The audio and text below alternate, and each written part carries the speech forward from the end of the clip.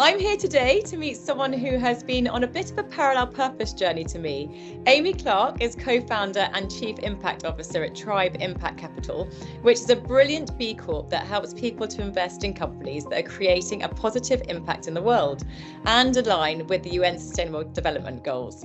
Impact investing is something that I am incredibly passionate about, so I'm really excited for our conversation today, Amy. So let's start at the very beginning. How did Tribe Impact Capital come to be, and what has the journey been like so far?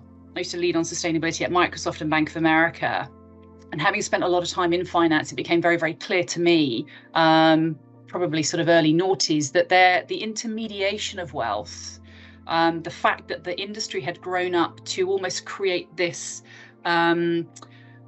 barrier between wealth holders and what that wealth was invested in. It wasn't in your interest, Holly, to kind of know where your money was invested. All you needed to know that it was growing. Back in 2015, I met David Scott, and I had sort of said to him that there's this incredible opportunity to create a destination effectively for wealth holders who actually want to reconnect with their wealth the same way they do with, the clothes that they wear or the food that they eat. Give them the opportunity to express themselves more in their wealth and to use that wealth more holistically as a tool for change and good. And David, with his inordinate levels of good grace, said, "This is really interesting. I get it. I really get it." Right, Amy, everything you've just said completely chimes with all my vision and my passion about how business should be done differently. And I feel so passionate about impact investing, and it's why I actually jumped at the opportunity to invest in Tribe, because you're doing it, the investing so differently. And it's one of the reasons why I launched this series of interviews, to sort of find other people out there that are doing this and making such a difference in the business sector. Why do you think it's really important to invest like this? Firstly, thank you for having the confidence and the vision to come alongside us and to help champion what we're doing. There are businesses out there, privately run businesses and publicly listed businesses, who understand the imperative to deliver value socially, environmentally, and economically, and to put themselves in a position where they can start to tackle some of these big issues. We always hear this saying that's out there, but it's true. There are no jobs on a dead planet. And we are in a position now where we have all the tools, we have the money, we have the technology to be able to invest our way out of this. Yes, there's a lot of complexity in doing that, but this is literally what constitutes just good investing. Well-run businesses creating products and services that the world really does need. So what do you think is the biggest opportunities? We can always sort of drill down into the negatives, but it's quite lovely that you ended just then on some positives. What do you think are the opportunities ahead?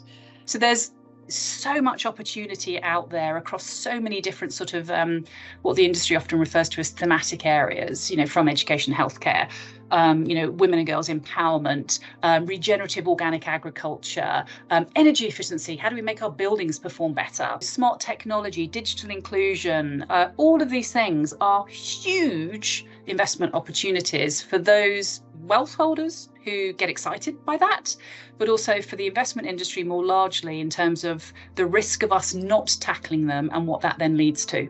It sounds like there is quite a lot of opportunity out there. How big do you think the market is? The equity market is estimated to be, I think it's about 109 trillion. That's public market equities. It's about 109 trillion. Now, the UN has stated that we need between $4.5 and $6.5 trillion a year to deliver the SDGs. But in sustainable investing at the moment, we have 30 trillion. So if you consider that the equity market alone is 109 trillion, why wouldn't all of that be invested sustainably? We need more companies like yours doing this, and maybe more people understanding the need for it. When it comes to your clients, are there sort of any interesting trends about who's impact investing? Are more and more people open to this sort of investing? Yes, massively. And I think this approach to investing it's wonderfully inclusive and democratic in terms of anybody can do it. And from a small little ISA pot that you might have, all the way through to a significant kind of endowment. Over the years since we've set Tribe up, at any one time, the rough rule of thumb for our client base is about 50% are under the age of 45 and about 50% are female. You're a great example of a traditional Tribe client. We're seeing such an incredible and really, really broad base of people now leaning into this. There's a curiosity there, and that's the one thing that I would always encourage everybody to be, is curious. Yeah, I totally believe that too.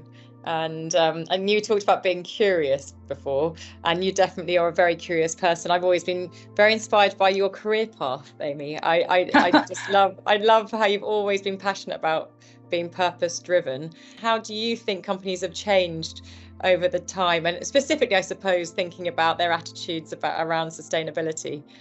I think about 10 years ago, we started to see more businesses fundamentally recognize that this is actually about their own sustainability and how they will thrive in what is a fast constrained and constraining world. Then, as you well know, 10 years ago was the rise of the B Corporation movement in the US. And then in 2016, brought it over from the US into the UK.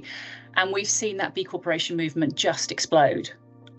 Hugely explode, because people understand that these businesses are transparent, inclusive, and aligning themselves with broader stakeholder interests, not just those of their shareholders. And that's really resonating with people. We set ourselves up as a B Corporation, from inception.